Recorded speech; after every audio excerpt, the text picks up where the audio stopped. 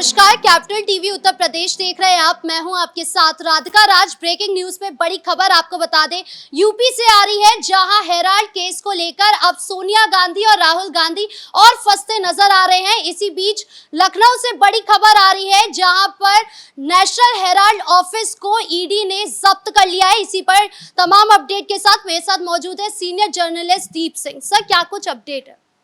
सबसे पहले तो जो आपने बताया कि नेशनल हेराल्ड का जो दफ्तर है लखनऊ में, उसको ईडी ने जब्त कर लिया है।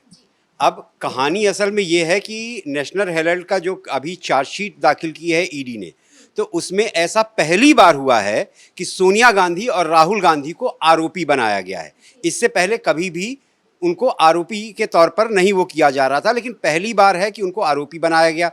तो इसको लेके दिल्ली, लखनऊ या कहीं पे भी जहां ईडी के दफ्तर हैं, तो कांग्रेसियों ने ये तैयारी की पहले कि ईडी के दफ्तर का घेराव करेंगे। दिल्ली में भी और लखनऊ में भी पुलिस ने कड़ा एक्शन लिया। योगी की पुलिस ने सारे जो भी उत्पात मचा रहे थे कांग्रेसी कार्यकर्ता, उनको सबको भर भर के लेके गई, उनको हिरासत में रखा। तो अभी जो ईडी की जो है, तो ये अभी जो सबसे ज़्यादा अभी सबसे पहला एक्शन जो है चार्जशीट दाखिल होने के बाद, वो लखनऊ में हुआ है कि लखनऊ में नेशनल हेराल्ड के दफ्तर को ईडी ने जब्त कर लिया है, अटैच कर लिया है। सर, हमारे दर्शकों को बताइए कि वो हेराल्ड केस है क्या, और इसमें राहुल गांधी और सोनिया गांधी ये दोनों कैसे फंस चुके हैं? देखिए, क्या है कि नेशनल हेराल्ड केस जो है, तो इसके लिए ये जानना आपका ज़रूरी है कि भाई ये सब शुरू कहाँ से होता है। तो ये 1937-38 में जवाहरलाल नेहरू ने एक कंपनी बनाई जिसका नाम था एसोसिएटेड जर्नल्स, ठीक है, एजेएल, एसोसिएटेड जर्नल्स लिमिटेड। तो उसका काम ये था अखबार छापना। वो 3 अखबार छापता था, इंग्लिश में नेशनल हेराल्ड, हिंदी में नवजीवन और उर्दू में कौमी आवाज़।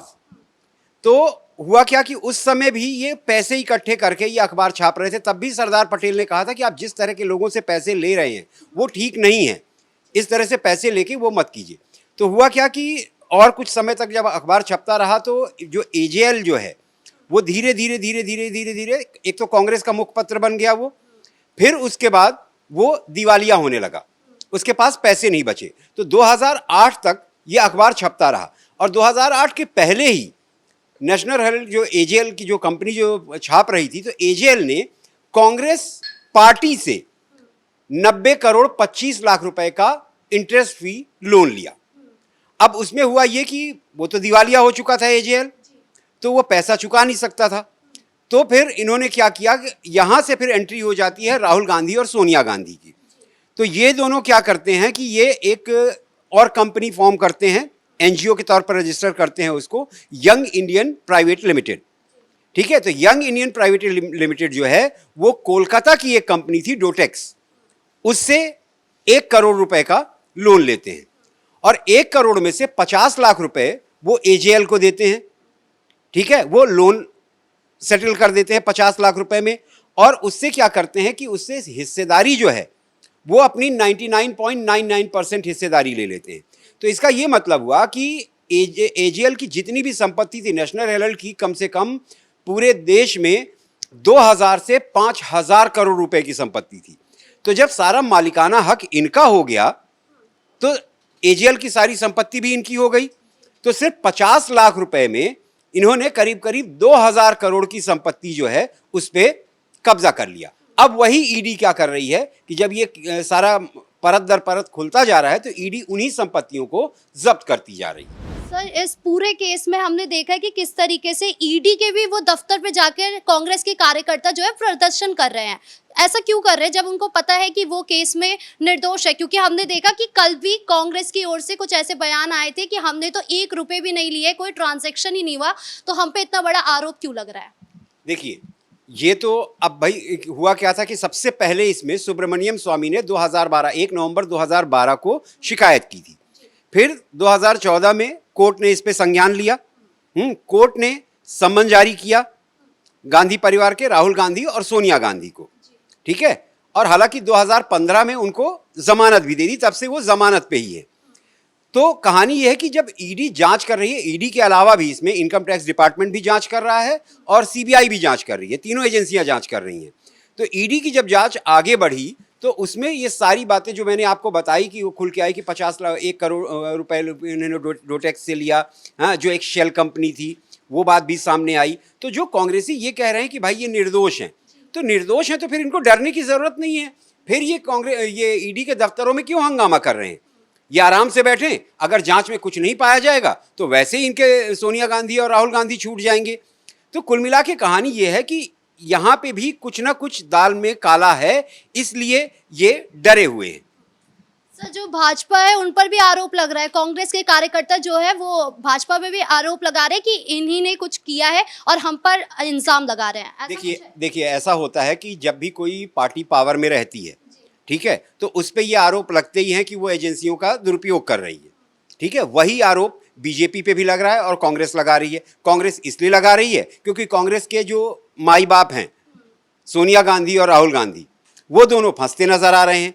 पहली बार ईडी की चार्जशीट में उनका नाम आ गया, ठीक है, अब उसके बाद उन पे सुनवाई भी होगी 25 तारीख को, तो और भी चीज़ें कुछ निकल के आएंगी। सीबीआई की जांच भी चल रही है, इनकम टैक्स की भी जांच चल रही है।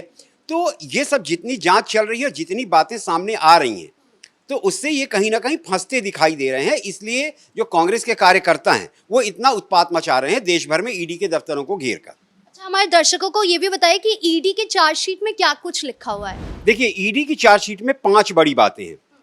ईडी जी ने ये कहा है कि जो एक तो 50 लाख रुपए में इन्होंने 2000 करोड़ की संपत्ति जो है वो कब्जा कर ली है। एक तो यही सबसे बड़ी बात है। दूसरी सबसे बड़ी बात यह है कि पहली बार सोनिया गांधी और राहुल गांधी का नाम इसमें आया है। तीसरी बात कि जो एजेएल ने ये न्यूज़पेपर पब्लिशिंग के लिए सब्सिडाइज ज़मीन जो कीमत पे कांग्रेस के सरकार में ही ज़मीन दी थी, ठीक है, तो ये सारी बातें ईडी ने अपनी चार्जशीट में लिखी हैं, जिस पर इतना उत्पात मचा रहे हैं कांग्रेस के कार्यकर्ता। लखनऊ से आज यही बड़ी खबर आई है कि लखनऊ के हेराल्ड जो दफ्तर है उसको जब्त कर लिया गया है। तो इसके बाद अब गांधी परिवार की मुश्किलें कितनी बढ़ चुकी है? देखिए, गांधी परिवार की मुश्किल तो इसी बात से बढ़ गई थी जब उनका नाम चार्जशीट में आ गया। और उसके पहले भी ऐसा नहीं है कि ये कोई पहली संपत्ति जब्त की गई है। इससे पहले भी ईडी ने करीब 752 करोड़ रुपए की संपत्ति जो है वो जब्त कर ली है, ठीक है। तो अब ये 25 तारीख को जब इस पर आगे सुनवाई होगी तब बातें निकल कर आएंगी कि आगे और क्या इन पर कार्रवाई हो सकती है। अभी ये जमानत पर हैं, जो 2015 में इनको कोर्ट ने जमानत दी थी। इनकी गिरफ्तारी हो सकती है, ऐसा आगे क्या हो सकता है इस मामले में? ये कहना थोड़ा जल्दबाजी होगी। अभी बहुत जल्दी है ये कहना कि इनकी गिरफ्तारी हो सकती है। अभी कोर्ट सुनवाई करेगा 25 तारीख को, तो उसके बाद ये तय होगा कि इन पर आगे क्या कार्रवाई हो। और बाकी अभी जांच सीबीआई की भी चल रही है, इनकम टैक्स डिपार्टमेंट की भी चल रही है, उसमें भी इनको बुलाया जा सकता है, उसमें भी इनको सम्मन दिया जा सकता है। तो अब 25 तारीख के बाद डिसाइड होगा कि क्या हो सकता है। इस पूरे केस से आगामी चुनाव में भी कुछ प्रभाव पड़ सकता है? इस केस से देखिए, चुनाव का तो मुझे नहीं लगता कि अभी चुनाव बहुत दूर है, लेकिन अब कह सकते हैं कि भाई बिहार चुनाव में इस पर कुछ असर पड़ जाए तो पड़ जाए, लेकिन बहुत ज़्यादा असर कुछ मुझे इसमें दिखाई नहीं दे रहा है। इस मुद्दे पर तमाम अपडेट देने के लिए आपका बहुत बहुत शुक्रिया। अब देखना होगा कि नेशनल हेराल्ड केस में आगे क्या कुछ होता है। ब्रेकिंग न्यूज़ में इतना ही। कैमरा पर्सन राजकुमार के साथ मैं राधिका राज।